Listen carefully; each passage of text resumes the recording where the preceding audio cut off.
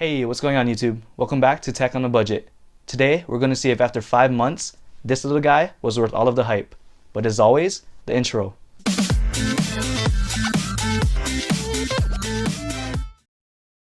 If you didn't know, the NES Classic Edition is a miniature replica of the Nintendo Entertainment System.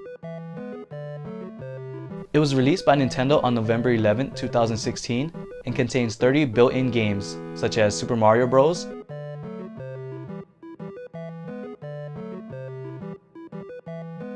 The Legend of Zelda,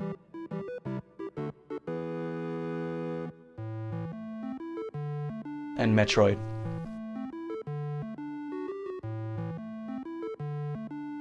These games are played via emulation and runs at a beautiful 1080p thanks to the system's HDMI output.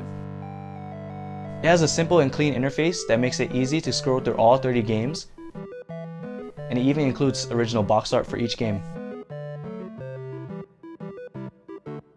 One of the best features of the NES Classic Edition is the ability to save your progress at any point in the game.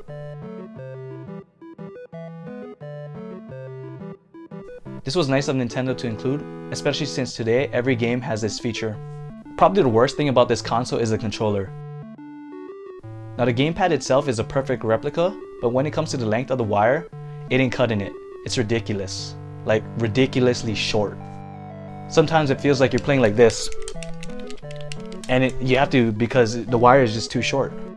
The NES Classic was met with controversy when it first released due to limited supplies making it difficult to find. It's 5 months later and the NES Classic has met controversy again. Nintendo has announced that the NES Classic Edition has been discontinued and production has ceased.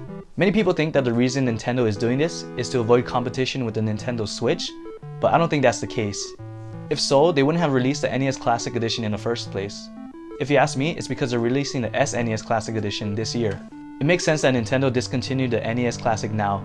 If you think about it, the people that didn't get it are going to want the SNES Classic even more, and the people that did get the NES Classic are still going to want the SNES Classic because they're going to want to start a miniature console collection. Because of this, Nintendo should prepare and have an ample supply of SNES Classic Editions at launch, but one can only hope. Now I hope you enjoyed that video.